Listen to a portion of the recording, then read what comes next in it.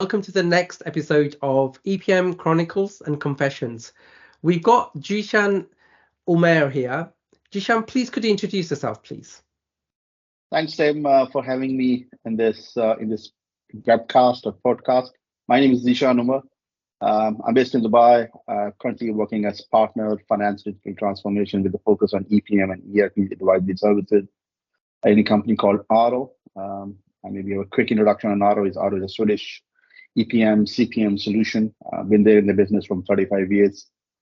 And that's how I look after the entire Middle East and Asia operations from sales and implementations perspective. Thank you so much. So as you know, we work in a very complex business. It's very hard to describe it to people outside of what we do. Have you had any kind of misconceptions what you do, or how do you explain what you do to others outside your industry? Well, quite a few, especially mixing up EPM with ERP is a pretty common misconception I encounter pretty much every other day.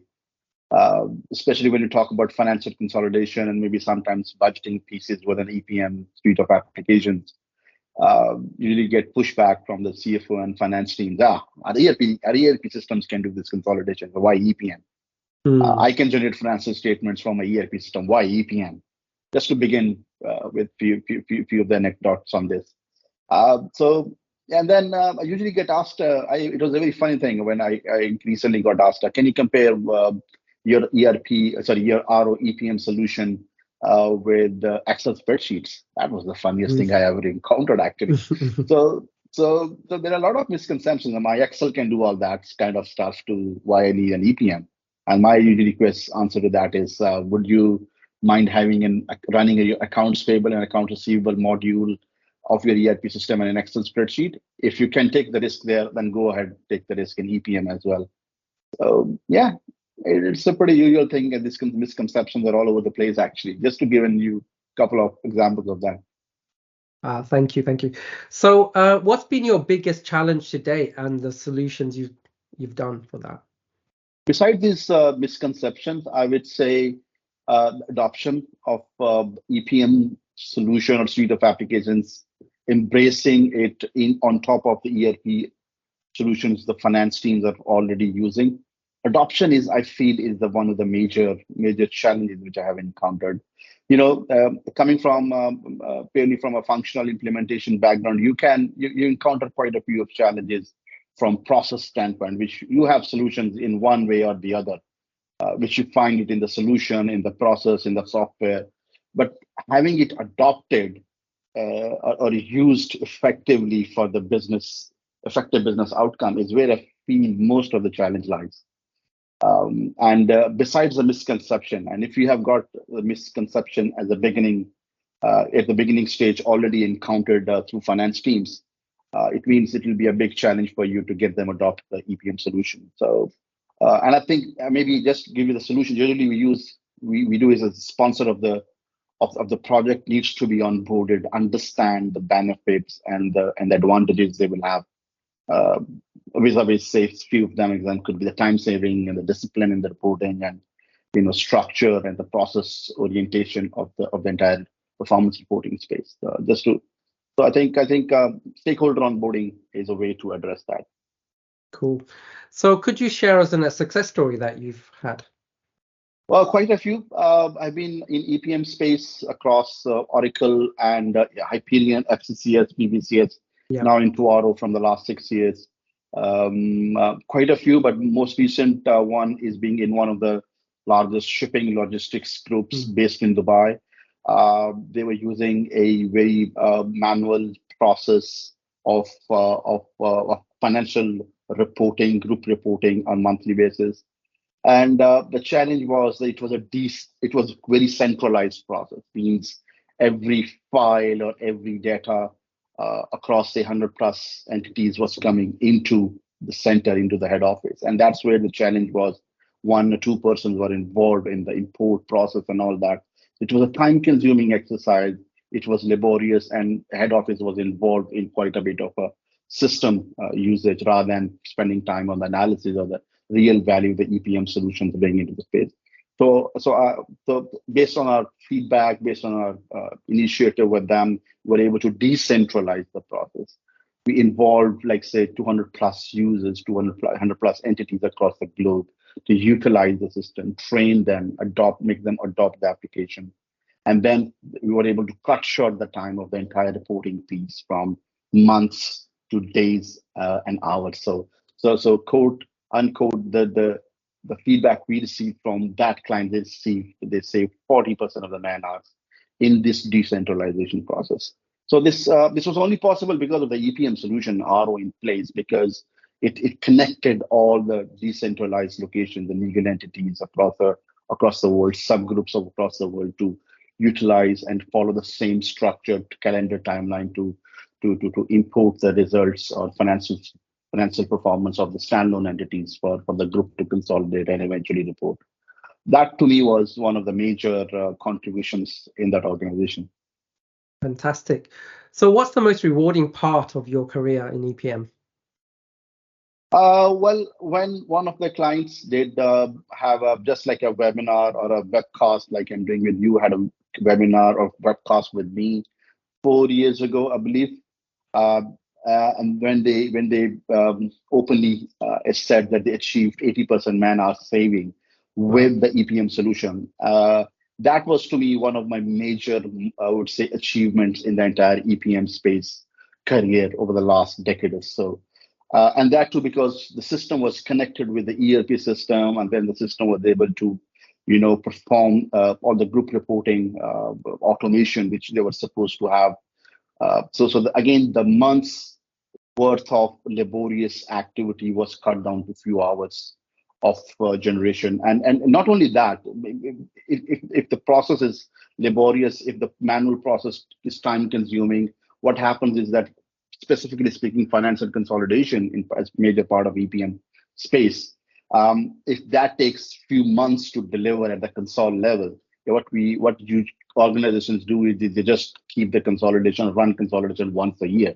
But if the system is in place, they start to do it more often, up to the level they start doing it monthly. That was, to me, was one of my major achievements. Again, it was a Dubai-based retail group, large group across a conglomerate, I would say, into different organizations, into different businesses across this region. Cool. So a quirky question here. Have you got any humorous moments or funny moments in your EPM career that you can share with the audience? Yeah, I mean, quite a few. Excel, I maybe slightly pointed on that. Excel, can you, in one of the sessions, I was given a task by the audience to compare Excel spreadsheets with AARO EPM or any EPM. That was sometimes you're pushed back on that, and you realize, okay, what basic question is that actually? So that was, to me, it happened then twice. Second time I was much more prepared, of course.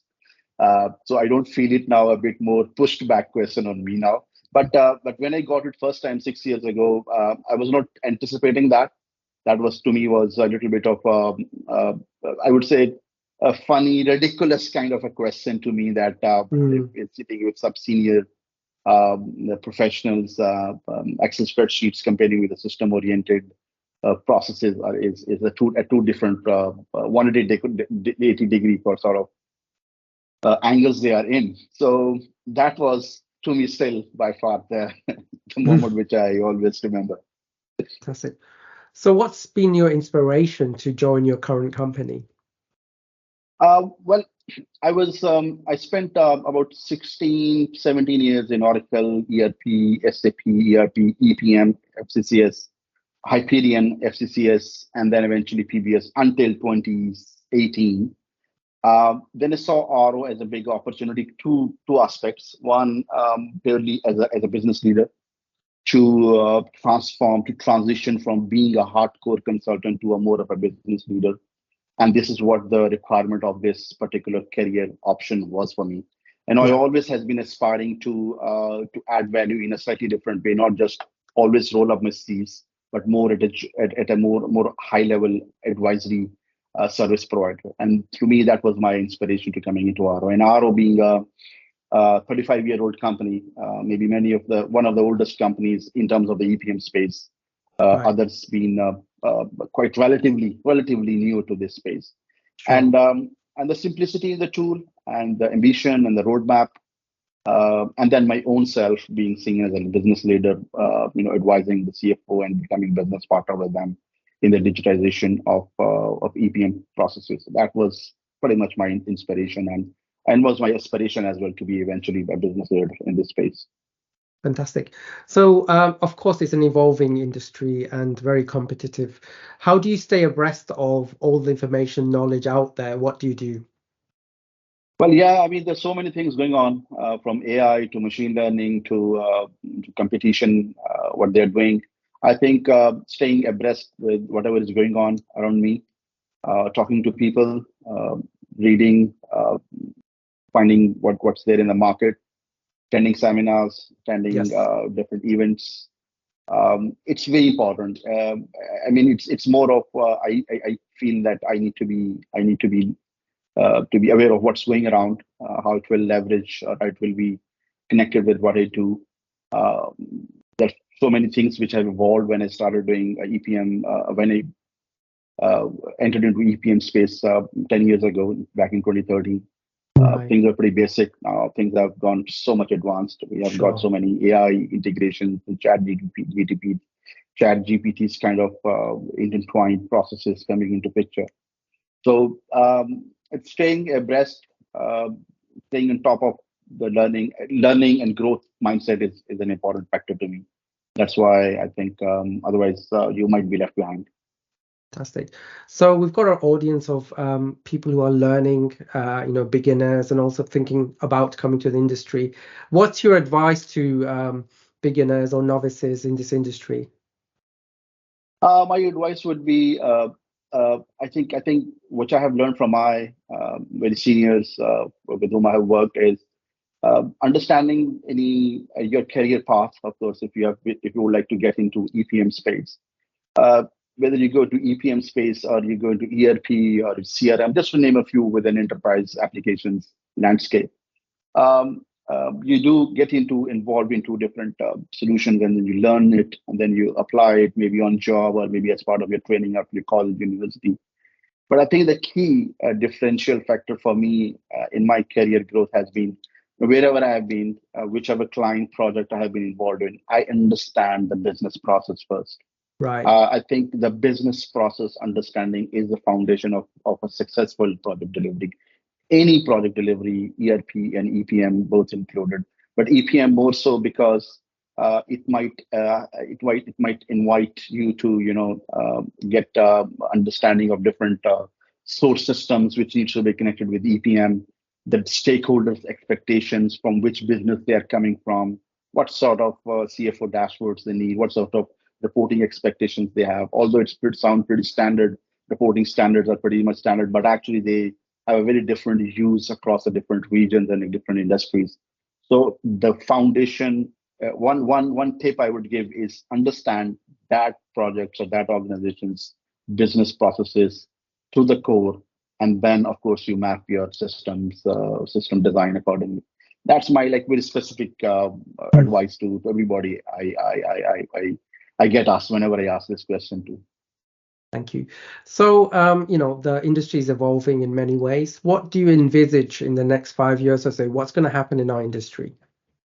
Well, quite a few things. We all know AI is being one of the major, you can say, components which we see already getting embedded in the EPM space. Examples could be the analysis piece of performance reporting, the narrative reporting, accounts receivables, sorry, account reconciliation, sorry, intercompany eliminations or intercompany Yes, balances. So there are sure. few areas which have already started to see the impacts. We were recently involved for the last 5 years in IFRS 16 compliance Yeah. as part of what many of the EPM solutions have. RO has that. So we were initially asked, can our solution read the characters from the PDF lease contracts and then Mm, apply IFRS 16 on top of it? fantastic. So the OCR character recognition kind of things were Yeah. embedded, Right. integrated. Who would have thought 10 years ago Yeah, this yeah. this this would be required?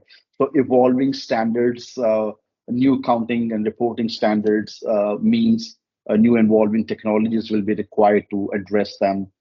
So quite a few areas which I see have already been touched upon besides EPM, and I think I see that to be in the future years to be more I would say business friendly, and as well as there'll be more I would say understanding provided to the organizations that EPM solutions are a different value add for the organization, not just an ERP system. Thank you. Thank you, Zeeshan, today. Very informative and intriguing. So thank you so much, and definitely we'll be in touch, and have a really good and nice day. Thank you so much, Tim. Thank you.